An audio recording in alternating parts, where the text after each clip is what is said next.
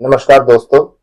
आज हम आपको जिन मेहमान से मिलवा रहे हैं वो पत्रकारिता की दुनिया के बहुत ही चर्चित नाम है, बहुत चर्चित चेहरा है, जिन्होंने हिंदुस्तान भर की तमाम यूनिवर्सिटीज में, विश्वविद्यालयों में और बहुत सारे शिक्षण संस्थाओं में अपने योगदान को दिया है और राजस्थान की जमीन से हैं। हम आपको मिलवा रहे हैं आज प्रोफेसर डॉक्टर संजीव भानावत जी से। नमस्कार। बहुत बहुत स्वागत है आपका जी, बहुत बहुत धन्यवाद। आप राजस्थान की जमीन से हैं, राजस्थान की दुनिया से हैं, लेकिन आपने अपना परचम पूरे हिंदुस्तान में फहराया है। हिंदुस्तान के साथ साथ आपने न्यूयॉर्क, शंघाई भी कई कई कई देशों में भी आप गए हैं और एकेडमिक से आप जुड़े रहे हैं। तो आपकी अपनी यात्रा शुरू कहाँ से हुई? राजेश जी, मेरी जो यात्रा है वो जयपुर से शुरू हुई। वहीं मेरा सारा शिक्षा दीक्षा है जो वहीं हुई। और मूलतः मैं विज्ञान का विद्यार्थी था। उस समय जैसा होता है, 70s की बात थी, हर अभिभावक ये चाहता था कि बेटा डॉक्टर या इंजीनियर, साइंस आर्ट्स कॉमर्स तीन हमारे डिसिप्लिन होते थे। साइंस ले लिया मेडिकल डॉक्टर बनने की चाह में, और संयोग से करियर भी अच्छा ही रहा, हमेशा फर्स्ट क्लास रहा।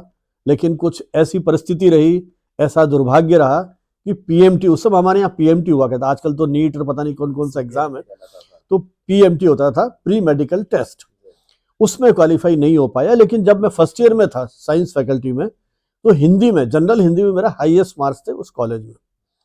जब मेडिकल में नहीं हुआ तो मैंने कहा ये दुनिया अपने लिए नहीं है, अपन तो आर्ट्स की ओर चलते हैं, और मैंने फैकल्टी चेंज कर ली और विषय भी बड़े रोचक लिए, हिंदी साहित्य, संस्कृत साहित्य और इतिहास। तो हिंदी और संस्कृत साहित्य को मैंने पढ़ा, और बचपन से ही डिबेट्स का, कल्चरल एक्टिविटीज़ का, लिटरेरी एक्टिविटीज़ का बहुत शौक था।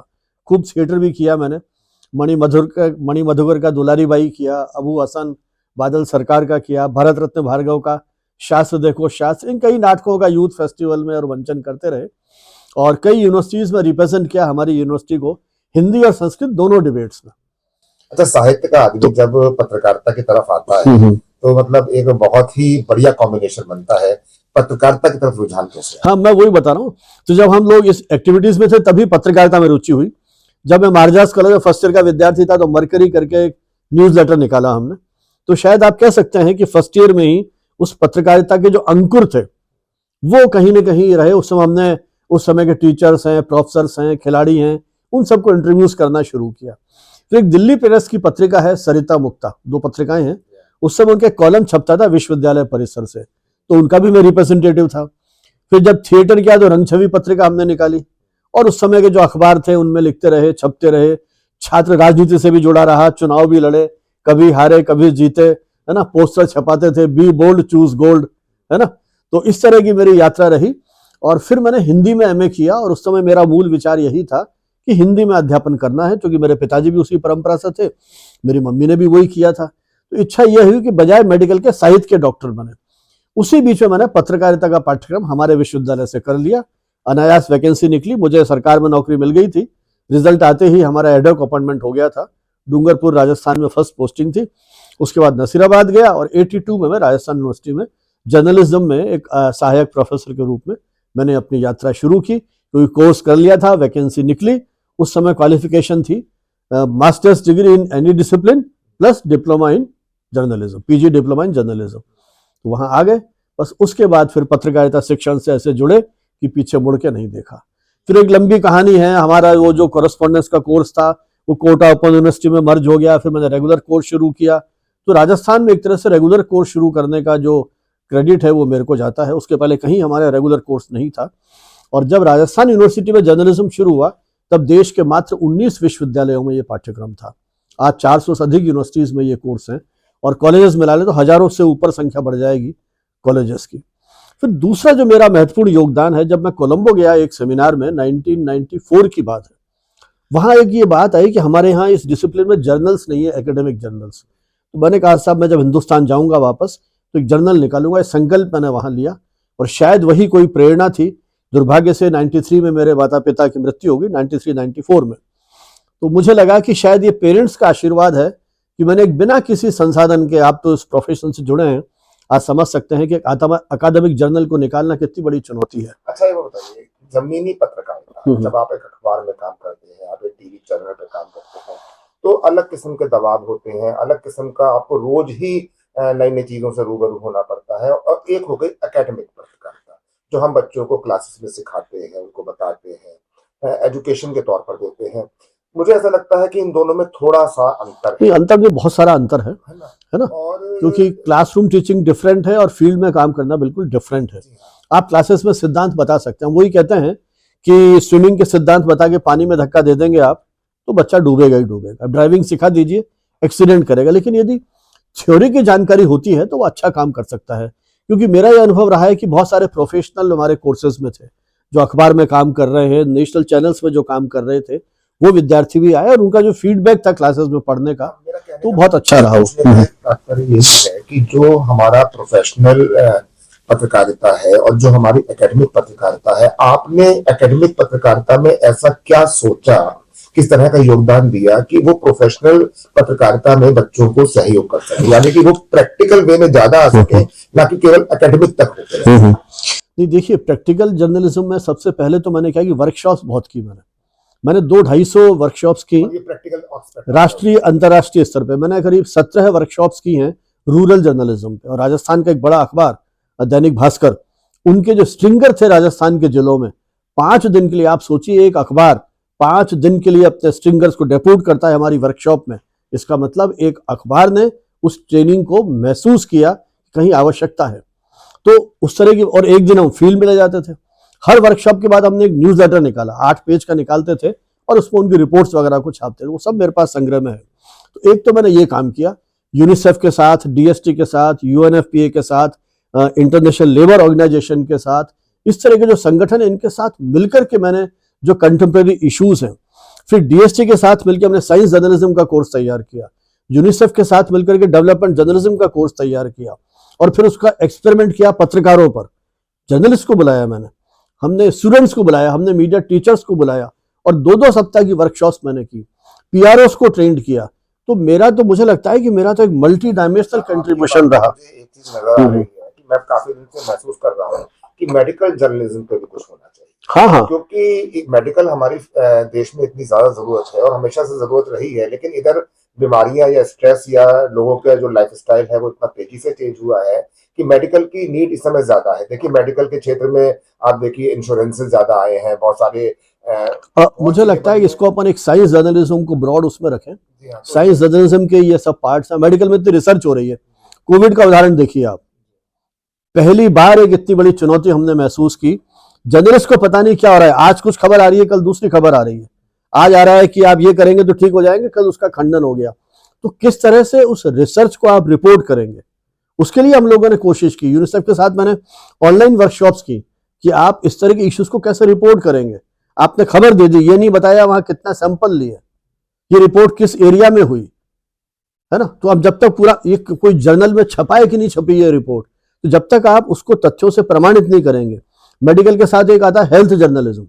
हमने यूनिसेफ के साथ मिलकर के हेल्थ कम्युनिकेशन पे वर्कशॉप्स किए और उसमें ये बताया कि हेल्थ इश्यूज को कैसे रिपोर्ट करेंगे आप। तो जर्नलिज्म केवल पॉलिटिकल रिपोर्टिंग नहीं है, जर्नलिज्म का बहुत बड़ा कैनवास है। वो तो है। और जिस तरह से आप कम्युनिकेशन टुडे निकाल रहे हैं, हाँ जी, हाँ, कम्युनिकेशन टुडे निकाल रहे हैं आप, और इससे काफी अंक निकाल चुके हैं अब तक। 28 साल से निकाल रहा हूँ। ये अनुभव कैसा रहा? इसमें आपने, मुझे लगता है, बहुत सारे एस्पेक्ट्स पे काम। ये अनुभव तो साहब मैं तो कह रहा हूँ कि ये मेरा एक बच्चे की तरह से मैंने इसे पाला है और मुझे नहीं पता कहाँ से कोई ऐसी ताकत मुझे मिली है कि मैं किसी से, आज तक हमने प्रकाशन के लिए कोई फीस नहीं ली है और इसने देश भर में मुझे एस्टेब्लिश किया है। देश की इस नई पीढ़ी के साथ आज इतने ऐसे प्रोफेसर्स हैं, जब मैं उनका अपना सोशल मीडिया पर डालता हूं तो वो लिखते हैं कि सर हमारा पहला आर्टिकल इस अंक में छपा। तो आप देखिए इतने लोगों को एक मंच मिला। और अब तो मैंने वेबिनार सीरीज शुरू कर दी कोविड में। 147 वेबिनार में आज तक कर चुका हूं। 148 और 149 16 दिसंबर कल है, राज कपूर की 100वीं जयंती पर हम लोग कर रहे हैं। तो आप देखिए ये जो यात्रा, 350 से ज्यादा एक्सपर्ट मेरे उस फोरम पे आ चुके हैं और कम्युनिकेशन टुडे के सारे इश्यूज जो हैं वो मेरी वेबसाइट पर हैं, communicationtoday.net। कोई भी बच्चा वहां जाकर के उन इश्यूज को पढ़ सकता है। 13 विशेषांक छाप चुका हूं मैं, डिजिटल मीडिया पर छापा, कंट्री में मीडिया एजुकेशन के स्टेटस को लेकर के छापा, रेडियो पे छापा, करगिल और मीडिया पे छापा, कोविड और मीडिया पे छापा। तो कितनी बड़ी रिसर्च जो है उस तरह की हम लोग एक मंच पर लेकर के आ रहे हैं। तो मुझे लगता है कि मैंने एक अकादमिक और प्रोफेशनल का दोनों का समन्वय किया है। अच्छा, कमी आप तो इतनी जगह पे गए हैं भारत भर में, आपको क्या लगता है कि अभी भी किन चीजों की और जरूरत है पत्रकारिता के क्षेत्र में? देखिए, अब तो पत्रकारिता पूरी तरह से बदल गई है। अब मुझे लगता है कि जिस तरह से ये डिजिटल दौर आया है, इसमें जर्नलिस्ट के पास क्या चैलेंजेस है। अब तक तो क्या था, आज से 10 साल पहले बच्चे पूछ लेते थे, भैया टीवी में जाना है तो ये कर लीजिए, प्रिंट में जाना है तो ये कर लीजिए, ऑप्शंस लिमिटेड थे। अब तो उसके सामने खुला मैदान पड़ा है। अब तो बल्कि मुझे लगता है कि बच्चे को मल्टीटास्कर बनाना पड़ेगा आपको, उसकी कम्युनिकेशन स्किल्स भी बढ़िया हो, वर्बल लिखने का भी अच्छा हो, उच्चारण ठीक हो, भाषा, दुर्भाग्य से आज मीडिया में भाषा की ओर ध्यान नहीं दिया जा रहा है। हमें बच्चे को भाषा भी सिखानी पड़ेगी, क्योंकि जिस तरह से पढ़ करके आ रहा है ना, उसकी भाषा हिंदी अच्छी है ना अंग्रेजी अच्छी है, भाषा पे इसलिए अभिव्यक्ति कैसे अच्छी होगी। फिर आज का बच्चा, देखिए मैं तो कई जगह जा रहा हूं, अभी भी मैं 2-4 यूनिवर्सिटीज में गया पिछले 15-20 दिन में, एक भी विद्यार्थी अखबार नहीं पढ़ रहा है। लाखों रुपए की फीस दे रहे हैं उन बड़े बड़े इंस्टीट्यूट्स में, अखबार से संबंध नहीं है। उनका एक्सपोजर किस तरह से होगा। तो बच्चे को मुझे लगता है कि ये जो केवल डिजिटल निर्भरता हो गई या चैट जीपीटी या एआई पे निर्भरता है, यहां से हटा करके उसे इस बात के लिए तैयार करना पड़ेगा किस तरह से वो ओरिजिनल सामग्री को पढ़े, अपने चिंतन को बेहतर बनाए, अपनी भाषा पर अभिव्यक्ति करे और घटनाओं का क्रिटिकल तरीके से मूल्यांकन करे।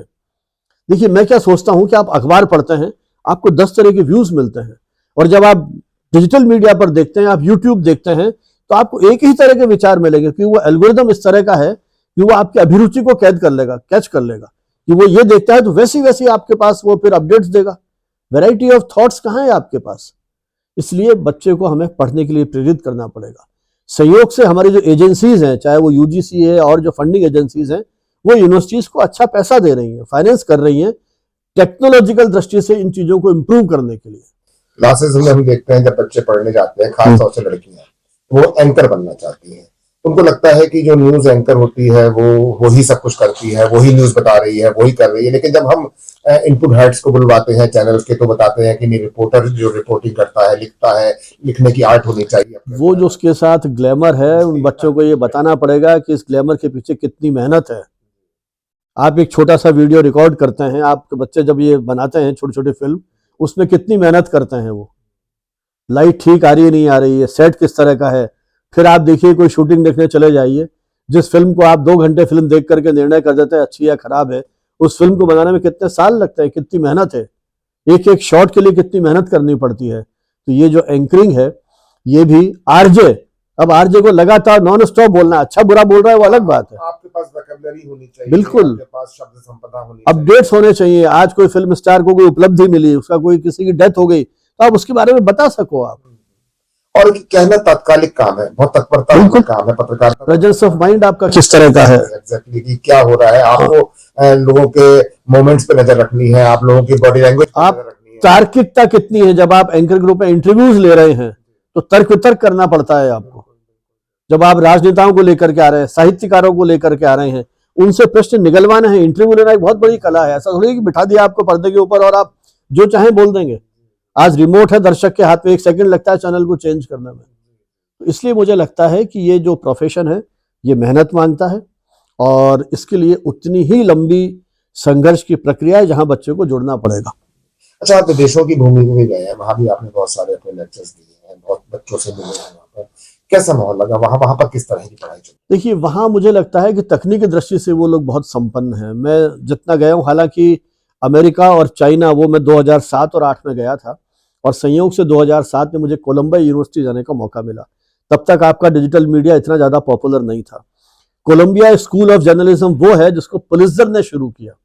पुलित्जर, जिनके नाम से अमेरिका में सबसे बड़ा पुरस्कार दिया जाता है, और वो दुनिया में पीस जर्नलिज्म, येलो जर्नलिज्म के प्रवर्तकों में से एक मानते हैं।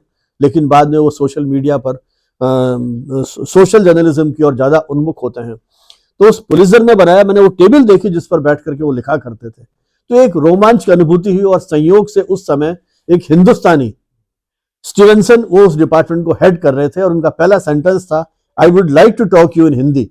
और मैं 2-2.5 घंटे तक वहां बैठा और उस सारी चीज को मैंने महसूस किया। तो ये जो वहां का मैंने देखा, और उनका इतना डेवलप्ड लाइब्रेरी है। चाइना के डिपार्टमेंट में 100 से अधिक फैकल्टी मेंबर्स, यहां हम 2-4 होके भी हमें लगता है जैसे हमने बहुत काम कर लिया है। तो ये जो मैंने प्रवृत्तियां देखी है, वहाँ तकनीकी दृष्टि से संपन्न है, फैकल्टी एनरिचमेंट है। और चूंकि अब डिजिटल दौर में तो मेरा जाना नहीं हुआ वहाँ पे, लेकिन मैं अभी कुछ समय पहले ताशकंद गया, वहाँ हिंदी विभाग के वहाँ एक जो मुझे लेडी मिली जो उज्बेकिस्तान मूल की हैं, हिंदी में अद्भुत काम कर रही है। सब दुनिया के 30-40 देशों में जा चुके हिंदी को लेकर के, वो लोग भी बहुत मेहनत कर रहे हैं। अच्छा, लगभग 35 किताबें आपने संपादित भी की है, लिखी भी है, तो किस तरह की वैरायटी है? मेरा लगभग हर पक्ष पे लिखा हुआ है, चाहे विज्ञापन की बात करें, रेडियो की बात। मेरी 11 किताबें तो हिंदी ग्रंथ अकादमी ने छापी है। मैंने करीब 250 ऑथर्स की एक पूरी टीम बनाई है मेरे साथ, जिन्होंने उस दौर में जब हिंदी में पाठ्य सामग्री उपलब्ध नहीं होती थी, जब मैंने मास्टर्स कोर्स शुरू किया 2000 में, तब मैंने प्रोजेक्ट शुरू किया। उसमें हर डेवलपमेंट जर्नलिज्म पर है, साइंस कम्युनिकेशन पर है, रिसर्च पर है, लॉ पे। सबसे पहले लॉ पे मेरी किताब थी, उस समय हिंदी में एक भी किताब नहीं थी। जब मैंने किताब प्रेस कानून पत्रकारिता लिखी थी, वो हिंदी की पहली किताब। जस्टिस गुमानमल लोढ़ा, जो राजस्थान हाई कोर्ट के भी जज रहे हैं, चीफ जस्टिस भी रहे बाहर, उनका उस पर एक भूमिका उनकी लिखी हुई है। तो कहने का मतलब है, मैंने लगभग उस समय के ऐसे विषयों पर जिन पर सामग्री नहीं के बराबर थी, उन पर मैंने काफी लिखा है और लिखवाया लोगों से। अकादमी में बहुत लोगों को जोड़ा है मैंने, प्रोफेशनल्स को जोड़ा है मैंने, कि वो जो इस तरह के व्यावहारिक विषय हैं उन पे पुस्तकें लिखें। फिल्म जर्नलिज्म पे मेरे मित्र हैं श्याम माथुर, उनसे लिखवाया। रमेश चंद्र अग्रवाल जो उस समय भास्कर में थे, उनसे मैंने किताब लिखवाई है न्यूज रिपोर्टिंग को लेकर के, जो अकादमी ने छापी है। तो इस तरह का मुझे लगता है कि मेरा कुछ कंट्रीब्यूशन एक इस फील्ड में रहा है। नहीं, आपका बहुत बड़ा कंट्रीब्यूशन है पत्रकारिता के एकेडमिक फील्ड में। बच्चों को क्या कहना चाहेंगे? मतलब जो बच्चे का, मैंने अभी आपसे कहा कि चूंकि देश में आज बहुत अधिक तेजी से मीडिया शिक्षा का विस्तार हो रहा है, मुझे बहुत बार मौका मिला है, जो नई यूनिवर्सिटीज खुलती हैं इनको इंस्पेक्शन करने का, गवर्नमेंट को डेप्यूट करते हैं।